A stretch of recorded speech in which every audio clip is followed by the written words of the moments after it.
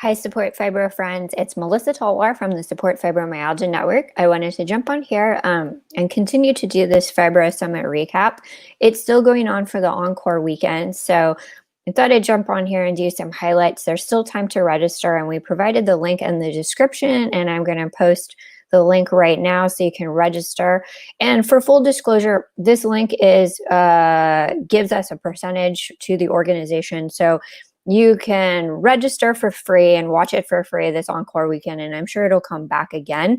But if you do purchase the summit and use our link, a percentage does go back to the organization, which 100% of those proceeds are going to go towards the Fibromyalgia ECHO, which is medical training for providers with fibromyalgia that we're going to be launching next year. I have purchased the summit as well, so but I continue to watch with you because I didn't get to watch all of the talks last week. So this Encore weekend, you can catch up and you can watch these for free. You just have to register. So use the link there. And one thing I wanted to do is kind of just go through some quick highlights and surprises. And I'm always interested in knowing what providers are talking about when it comes to fibromyalgia, what language they're using, what how they portray information, how we can find the help. Like, is it predominantly supplements? Are they using old research? So that's the kind of stuff that I was going through. And that's kind of the stuff that we'll sort of overview for today. And if you haven't seen the home screen for that, here we can start it off. Pad. So this is the Encore weekend presentation. And you can see Dr. Lipton, who wrote the Fibro Manual, and she's on there doing her talks. Dr. Tom O'Brien, who has a lot of experience in autoimmune diseases, is also there. I haven't had a chance to watch all of these yet. I was sort of picking and choosing with my time. It does take a lot of our time to kind of go through this. I did watch the Teitelbaum's video, which actually intrigued me with the Shine protocol. If you have utilized the Shine protocol and had some success with that, please post in the comments. Please share with us. I'd love to have a conversation with you. It intrigued me. He does have a free quiz he talked about that you can take. I've also seen him do talks on some of the Alzheimer's summits. So he does have an interest in the brain as well. So that's why I've always wanted to see him talk when it came to fibromyalgia. So he does have the Shine protocol. I submitted the quiz, so I got some of the results back. And I will say through all of this is like there are supplements that are being promoted and each have their own protocols. So it does get very confusing when it comes to what we should take. I wish there was some stuff for machine learning that we could kind of have that would kind of easily put. So if you fill out the report and AI systems or machine learning could possibly give you a report on maybe what protocol would be best suited for you, because I know it's costly to keep going through these protocols. But I am intrigued to check out Teitelbaum's program a little bit more. Again, I did fill out the quiz, so I got a report back with some of the supplements recommended. I get a little leery about some of the supplements because I'm so sensitive. So when it's combinations of things, especially herbs, I tend to have reactions to. And earlier on, I would invest a lot of money in herbal supplements. So it got pretty costly, and it was hit or miss on what I used. And I had to do combinations. And that's kind of why I do talk about Dr. Terry Walls quite a bit on through Support Fibro, is because one thing I appreciated about her is she also tried a lot of supplements early on and was still having some symptoms. So what she did was she researched a lot of the food. So if you eat food, can you replace some of the supplements? So her protocol is more geared towards food first. So that's an interesting take from all of this. But, you know, continuing to watch that. I still need to go through some of these. Dr. Jockers, I did like a lot. So reducing pain and inflammation with fasting. If you're interested in understanding intermittent fasting, it'd be good to watch his. He gives a lot of information, a lot of tips on intermittent fasting and the benefits of fasting, especially for insulin and glucose. So he does get into that. That's more aligned of where I'm personally at. So I wanted to see, and I get his newsletter a lot, so I'm very familiar with his work in reducing pain and pain reduction. So they get into conversations about that, which is good. And I still need to, I'm really interested in seeing the interstitial cystitis and fibromyalgia. So I still need to watch that. SIBO is a tough one. I know SIBO comes up a lot with fibromyalgia and treating. It can be really resistant, and there's reasons for that, and there's a lot of people that talk about SIBO, so I'm interested to see what's said in there, because things can come up with like mold toxicity to give persistent SIBO. So if you've watched that one, please share your information. So Dr. Roger Murphy he's the fibro doctor. If you've used his protocol before, I would love to hear from you. I know I'm part of his group, so I see some really good feedback on the supplements and his protocols. I know it's trying to find the right protocol for the right person. It's very personalized, so this can be overwhelming for many of you. So I think what I just generally advise, oh, hi, Crystal. It's good to see you. Happy Sunday there. Just going through this Fibro Summit a little bit. I don't know if you've tuned in at all to watch some of the Fibro Summit, Crystal. I'd love to get your feedback because it is, it can be overwhelming for a lot of us when we're getting all this information. So, what I recommend too is sometimes even taking screenshots. If you don't purchase it, take screenshots of some of these providers, take notes so that we can go back to it. But I always take screenshots of the screen so I don't have to remember everyone's name, but I can go back and I can see their topics of information and I can go investigate, because there's certain times that you may need certain providers. Like right now, I'm really investigating hormones. And sleep, because I'm struggling with sleep like usual. But I have to go through some of these other ones. So if you already had seen these, please leave comments and share. I haven't gone through the adrenal fatigue, which you probably need. There's been a lot of stress lately.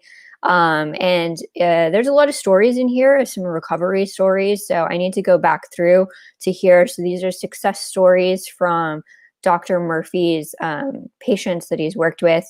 I know the vagus nerve has become a very popular topic in fibromyalgia. So if you have done a lot of vagus nerve work or you're interested in that, this would be a good lecture to see. I haven't seen it yet, but definitely I've heard some good feedback on the vagus nerve and the dysfunction there. So that's good to see. Let's see. I'm familiar with the Dr. Hirsch in his fatigue book. I have the ebook for his, and he has definitely a very different protocol and a different approach. It was funny to watch his conversation with Dr. Murphy a little bit, going back and forth on quotation marks medical misfits. So Dr. Hirsch loves working with people. He has his own protocol. He's doing more coaching now, more than ever. But he starts out slow, which I appreciated, with the different supplements. And it's not like supplements first. So there's a different way to go about it. And he has a different approach. I'm also part of his group. So if you have any questions regarding that, I'd be happy to share with you.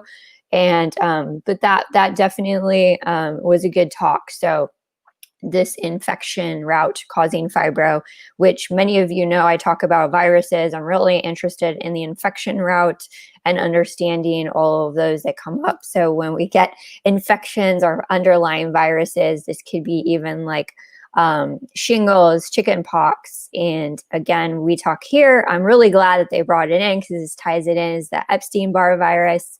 So this is a very interesting talk for those of you also who tend to veer towards more of the fatigue component. I have a lot of ideas on this, especially for EBV and how it continues. If you had mono and those things as a kid, you might want to watch this talk. Shout out to Court Johnson, who I was so thrilled when I was watching this talk. I was literally cheering him on. If you're not familiar with Court Johnson's work, please go check out his blog, Health Rising, and support his work, share his articles. Brilliant writer of sharing research that's within the fibromyalgia and chronic fatigue MECFS world as well. Does a really great job. Is an amazing advocate. I was so happy to see him on the talk. Thrilled. He does give his talk where he's at, and he talks about neuroinflammation, the latest research from Dr. Younger. So I was so excited because he got Dr. Murphy to just open up a lot about this inflammation and how it's sort of denied within the fibromyalgia community. And fibromyalgia has nothing to do with inflammation, which scientifically doesn't make a whole lot of sense. Sure, maybe they're not seeing inflammation in the joints, where I think that's where it comes from, and it got misconstrued that you absolutely don't have any inflammation in your body. but scientifically we understand the definition of inflammation. That doesn't make sense. So he brought this out. He brought out the latest research in neuroinflammation and some other causes of what we're seeing lately with the latest research and what we look ahead. They talked about advocacy, which is actually something I forgot to mention with Teitelbaum. He is talking about advocacy and funding for more fibromyalgia research, which is impressive. He's right on that. I appreciate that. I know he's done some research in clinical trials with his own supplement line and his own protocol. So I loved hearing that. I loved hearing the talk of advocacy and what needs to get done moving forward with fibromyalgia. So that's great. People are moving forward. So I enjoyed this summit because you can really see that it's finally, it may be slow to everyone out there, especially like myself with fibromyalgia, but it is moving forward. And the collection of these providers here are very good because it's very diverse, and I'll continue to get into that. So Jay Davidson, I've seen his talks before. Again, very good talk, a deep talk on Lyme disease, retroviruses, and dysfunctions. And I think as we cross communities, we definitely need to have more conversations with our Lyme communities and just to get information on how to better diagnose and the difficulties with getting diagnosed for Lyme disease. I know many of you were diagnosed with fibromyalgia, then you had to return. You found out later that you actually had Lyme disease. So once they started treating the Lyme disease, some of your symptoms were alleviated. So this is just really good information, well-rounded, that they're talking about that. I did like also that he was talking a lot about mitochondrial dysfunction and how that relates to fibromyalgia and what needs to take place and what things that you could do to improve mitochondrial function. This is stuff that I learned even through Dr. Terry Walls and understanding mitochondrial dysfunction. It's good. And I think in the past, maybe with fibromyalgia, we kind of touched upon mitochondria, and they talk about certain supplements we're deficient in for energy production. But one of the big things that I've learned from Dr. Dale Bredesen and Dr. Terry Walls is it's not only about the energy for mitochondria, but also the repair. So there's new stuff in neurodegenerative disease on actually reparative effects for the mitochondrial dysfunction.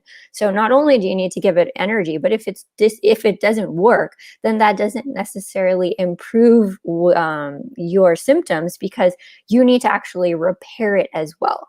So I liked that he also had that conversation within this summit. So that's important. So here, I need to get back to some of these. I have not gone through some of these. I've seen some of these speakers before at different conferences.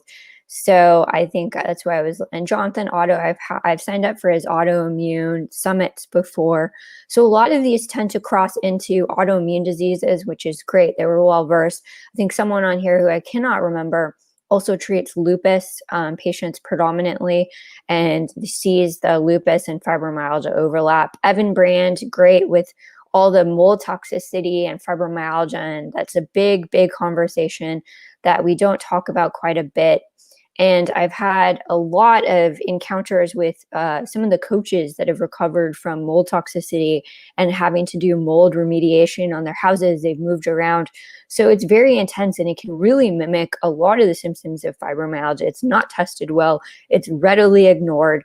I should have prepared and had a link. There's a great movie by Dave Asprey called Moldy, the movie, and he interviews a lot of functional medicine practitioners that have gone through this, like Dr. Amy Myers, and they talk about mold toxicity, mold exposures, and how it can really affect your health and certain species of it and what you need to look for. And it's hard. If you're living in certain states, it may be so prevalent in your location that it's really hard to find. And then we sort of criticize these canaries in a coal mine that can smell the mold or get really sick with headaches right away in the house. But we have to understand the long-term effect of being in a moldy situation. And I think sometimes it's criticized, and people, again, it's a lot of the people that get diagnosed with it, they've gone through the process of trying to find providers. They're told it's all in their heads. They get all this achiness, pain, fatigue. So I'm glad that they're having conversations on a fibromyalgia summit about mold toxicity, because I think it gets overlooked too much on some of the impacts. And I know many of you live with this. It's very prevalent, more prevalent than we even know. And especially if you have rain damage. I mean, we're seeing this now with the natural disasters. So your house gets flooded and all these things. And like, what do you do? I mean, we had an issue at our own house over here in California. Okay, let's see. I haven't watched this. I've seen a lot of her before, and but I definitely want to check out this one, the talk on a good night's sleep. Definitely need a good night's sleep. And there's some interesting interviews again with patients talking about what they did to feel better and how to live with fibromyalgia. And that was a good, just interesting to hear the different things and their success stories with this. I do want to hear more on hormone therapy. I watched Michelle Sands. So hers talking about imbalance of fibromyalgia and that can imbalance of hormones related to fibromyalgia. The great part of this this talk was that they talked about optimal versus normal blood test ranges and how we view that with the thyroid, how we view that with estrogen levels, and how complicated it actually gets when each individual person has maybe different values and how they see it. So she gets into functional medicine ranges. Highly recommend that talk. It's interesting because she'll go through the hormone changes, which actually, if you see Dr. Younger's YouTube channel, he talks about a small study he did on estrogen and progesterone changes within fibromyalgia and how that affects our pain levels. So she gets into that conversation a little bit and gives her resources that she uses and some of the tests that she runs. Okay, so I still need to watch this one. This one intrigues me because of the underlying thyroid component for fibromyalgia. Well, maybe have heard some providers say that fibromyalgia is just a thyroid disease. There's definitely a component. There's a lot of overlap with Hashimoto's and hypothyroidism, hyperthyroidism. So I'm interested to watch this talk. I haven't done that yet. There is a lot of overlap, and again, going back to functional and ranges or optimal ranges with your thyroid, it can vary quite a bit. And if you're not getting a full thyroid panel, you won't know what fully is going on with your thyroid between antibodies and T3 or energy levels. So I'm interested to know what she has to say in relation to fibromyalgia. So I have not gone to this bottom list. I was trying to pick and choose a little bit based on my time.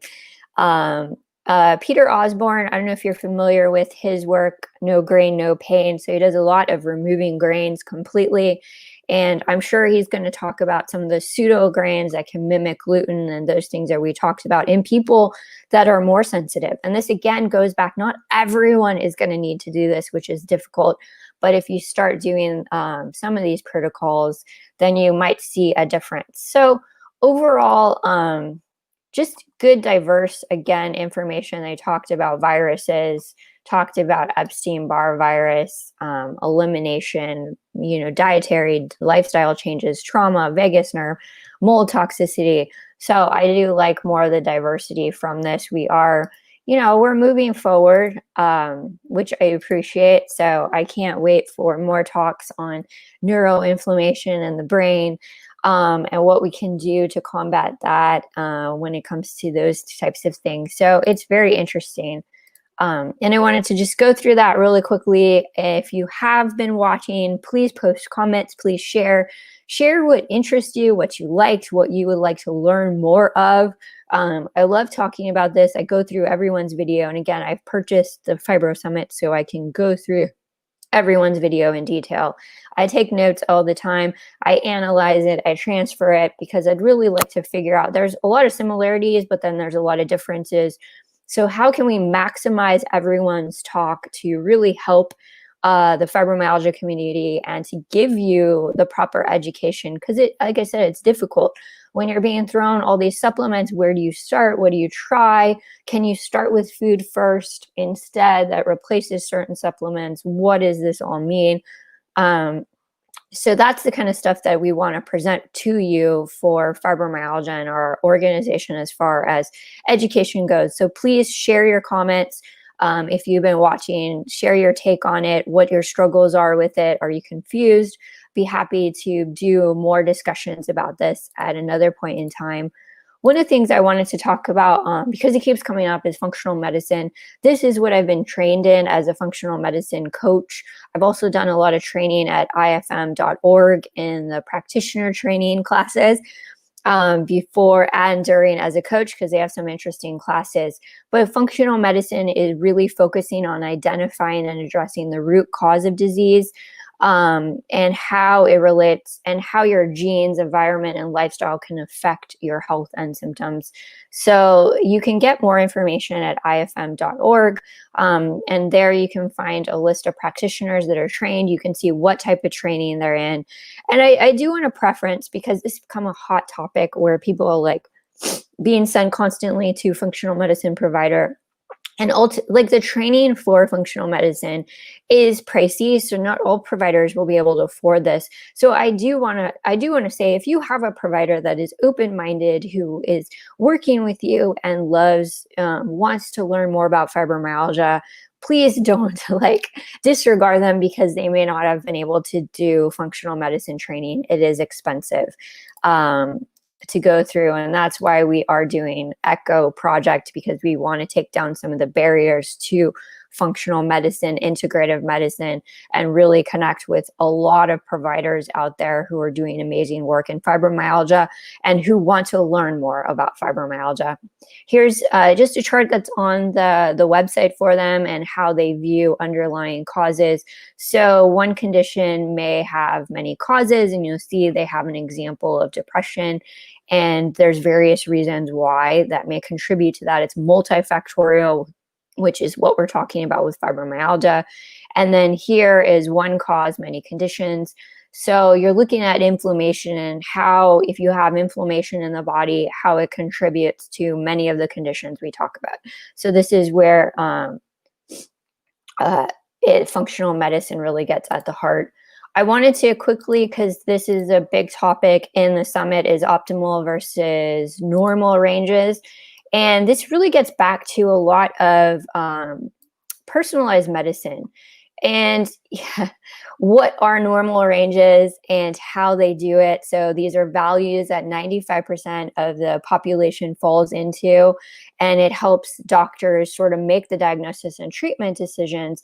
But when you go to your healthcare provider, they don't always know what's optimal for you. And this is a very new discussion happening in personalized medicine and what's your optimal value. And I will say, when it comes to this, I had a lot of questions on what normal is, and especially if you're a younger, or are they taking into all these factors, gender, different ethnicities, age, and is it okay to compare someone at a younger age to normal values when we're younger, and what it looks like compared to the rest of the population? And I would love to do a separate talk on this, because I'm very intrigued by it based on my own findings, and even what normal looked like for me potentially at a younger age, because my chronic pain journey started at 14. So I was getting compared to the normal ranges at an early age. And I really have a lot of questions whether that made sense, because I've always been outside of ranges or high end or low end of normal. But as I felt better, my ranges came into optimal. So this is a lot of functional medicine providers talk about functional medicine ranges versus normal ranges and what may work for you. And it can, normal ranges can be deceptive, because you're told that you have normal blood tests, but you still have a lot of the symptoms. So it's tricky, and we need to have more discussions about this. We need to understand what optimal ranges may become for fibromyalgia. And this is stuff that intrigued me when I read the End of Alzheimer's book, because Dr. Dale Bredesen included some optimal ranges for Alzheimer's that he liked to see. And that's what I utilized as my optimal range template. And that's what I continue to utilize as my optimal range template for fibromyalgia. And it really made a difference. And I can even see a difference in my SED rate. And this is stuff that comes up a lot of time for thyroid. What is optimal range when you feel better, and what makes that? So this is a lot of the differences between conventional medicine, integrative medicine, functional medicine when they talk about that. And I think we need to really dive in and train providers or ask these questions. So it was good that some of this discussion did come up when it came to that and what it is and where you fall, and how is like the problem with blindly using reference ranges. That's a catch-all for normal. And I think we have this issue with fibromyalgia.